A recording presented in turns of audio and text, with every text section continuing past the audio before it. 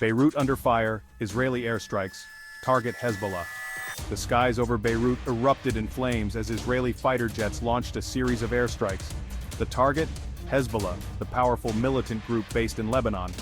The strikes occurred near Beirut's international airport, sending shockwaves through the city and beyond. This latest barrage marks a significant escalation in the ongoing conflict between Israel and Hezbollah. Tensions have been simmering for years, punctuated by sporadic outbreaks of violence. The recent airstrikes are widely seen as a response to Hezbollah's increasing military capabilities. Israel views the group as a direct threat to its security, citing its vast arsenal of rockets and missiles. Hezbollah, for its part, claims its military buildup is purely defensive, intended to deter Israeli aggression. The group has vowed to retaliate against the Israeli strikes, raising fears of a wider conflict. The human cost of conflict casualties and displacement. The human toll of the airstrikes is staggering. The Lebanese health ministry reported dozens of casualties, including civilians caught in the crossfire. Hospitals struggled to cope with the influx of wounded, their resources already stretched thin by the ongoing COVID-19 pandemic. The airstrikes also caused widespread damage to infrastructure, leaving many homes and businesses in ruins. Thousands of residents were forced to flee their homes, seeking refuge in shelters or with relatives in safer areas. The displacement added another layer of suffering to a population already grappling with an economic crisis and political instability. The images of terrified children and families huddled in shelters serve as a stark reminder of the devastating impact of conflict on innocent lives. International condemnation and calls for restraint. The international community reacted with alarm to the escalating violence.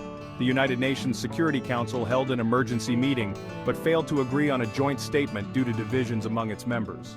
The United States, a staunch ally of Israel, blocked a resolution condemning the airstrikes, while other members called for restraint from both sides. The European Union urged Israel to act proportionally, expressing concern over the impact of the airstrikes on civilians. Humanitarian organizations called for access to the affected areas to provide aid to those in need. Despite the widespread condemnation, the cycle of violence continued, with both sides seemingly determined to escalate the conflict. Section 4. The Lebanese army caught in the crossfire. The Lebanese army, already stretched thin by the country's multiple crises, found itself caught in the crossfire. Tasked with maintaining order and protecting civilians, the army deployed troops to the affected areas to prevent further violence. However, with limited resources and facing pressure from both sides, the army's ability to contain the situation remained uncertain. The army's precarious position highlights the challenges facing Lebanon, a country grappling with deep-seated political divisions and a fragile security situation. The presence of Hezbollah, a heavily armed non-state actor within Lebanon, has long been a source of tension both domestically and internationally. The recent airstrikes have further exacerbated these tensions, pushing the country closer to the brink. Section 5. A region on edge. Broader implications and historical context. The latest escalation in the Israeli-Hezbollah conflict has sent shockwaves through the region and beyond. The conflict, with its roots in decades of animosity and mistrust, has the potential to spiral out of control, drawing in regional and international actors. The risk of miscalculation is high, particularly in the current climate of heightened tensions and uncertainty. The international community faces a daunting challenge in trying to prevent further bloodshed and find a lasting solution to the conflict.